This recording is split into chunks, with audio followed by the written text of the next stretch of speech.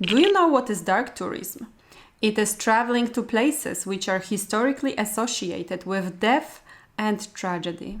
I visited one of such places in Ukraine, Chernobyl, where nuclear explosion happened in 1986, 1 year after I was born, in Poland, in city of Lodz, which is located just 900 kilometers from that place.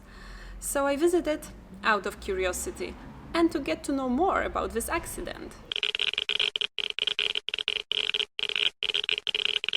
26th of April 1986, reactor number 4 exploded in Chernobyl, nuclear power plant. It is considered as one of the biggest nuclear disasters of a history, together with Fukushima in Japan. 31 people lost their lives on the spot, but a massive radiation spread to the environment and, as a result, took many more lives. Different sources show different figures, between 4,000 to 1 million victims of cancers, body deformation and other diseases. After the explosion, a whole town of Pripyat and surrounding villages have been evacuated, and people never came back home.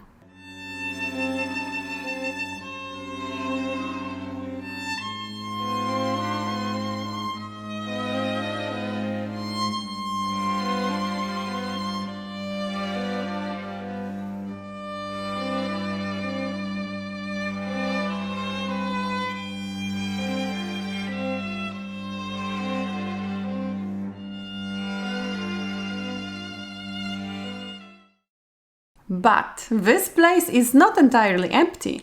You can find here tourists.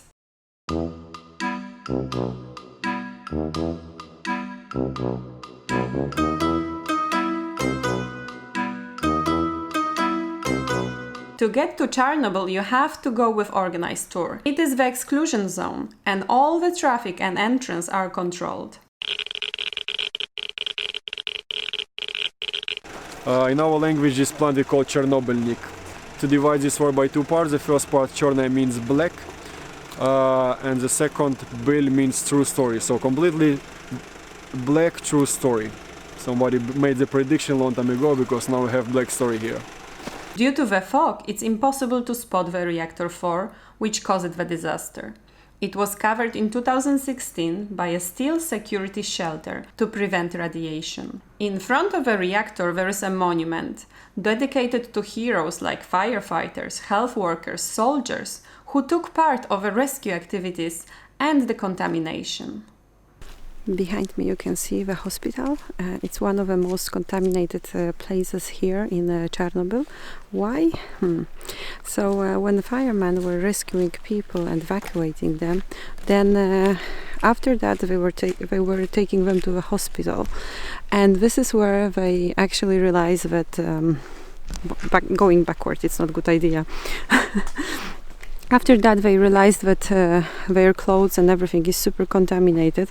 That's why they actually left them in the basement. So here behind me you can see the hospital, in which there is a really high contamination, and our tour guide, he said that he would never ever took anyone here, but you have to wear super protective clothes, and even then it's not advisable, because the radiation actually affects the reproduction organs, so yeah, you won't have kids. Better to stay outside. But you don't have to be afraid of radiation if you follow the rules of a tour. You can rent a Geiger counter, which measures the amount of contamination in your environment. 24. And your body is checked by special dosimeter during the day.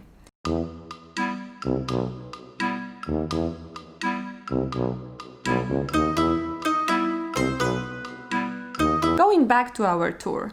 3 kilometers from Chernobyl plant there was built a dream city for the workers and their families. Pripyat. It was a very modern town back in the days. It's a time machine. We came back to the past to 1986. Because this is just a part of museum. It's temporal museum, because all of this is gonna be ruins later.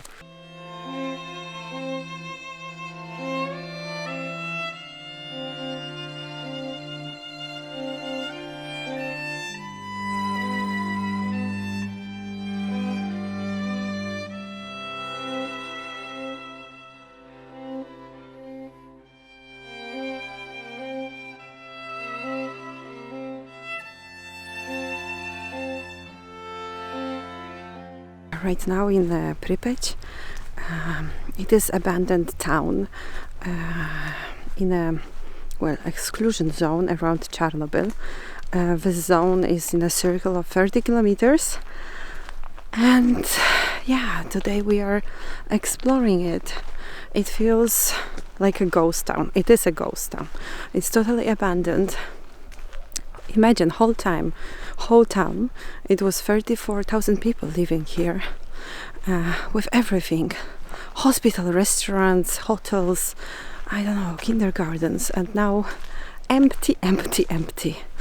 And it's 33 years from this disaster where the nuclear plant exploded in Chernobyl, and they evacuated all the people living here. But imagine, within 3 hours they evacuated whole town. People were able only to take their personal belongings. 1,000 buses came to take people and evacuate them. And I don't know what to say. It's not definitely it's not an easy tour, and it's I don't know. It's hard. It's hard. It's sad. It's very powerful.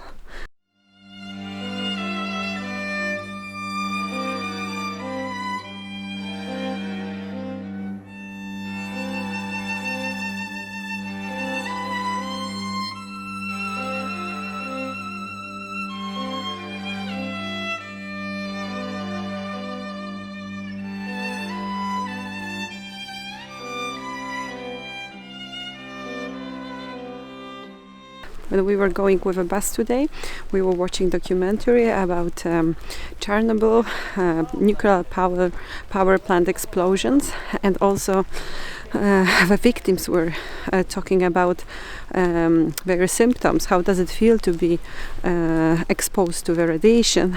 And they mentioned then that one of the symptoms is actually this a little bit like metallic taste in your mouth, on your tongue. And guess what? I feel it. It must be the power of a suggestion, for sure, but it's just it's so strange. The mind is really, really powerful tool. And behind me you can see the radar. It's so huge, and at the moment it's disappearing in the fog. It's just enormous. It is Duga radar, and it was one of the most important secret detectors of Soviet Unions for intercontinental ballistic missile. It consumed 1/4 of the energy created by Chernobyl plant and cost 7 billion Soviet rubles, while whole nuclear plant cost 3 billion only. Making a little summary, whole day spent with a tour was informative. I guess it's the best word to describe it. And that was the reason why I came there.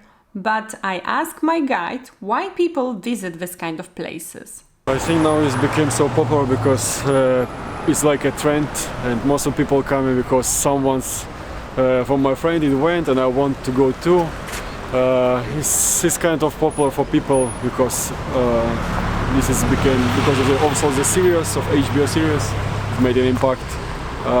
Not because people are interested in radiation, not so like little number of people who's coming because they're interested in radiation, mostly coming because other people go. This is, I think so.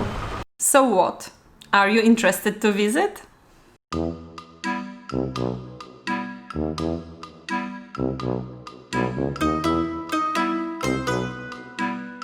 But radiation is everywhere around us. It is in the ground, it's in the banana we eat, and actually we are very exposed to it when we fly.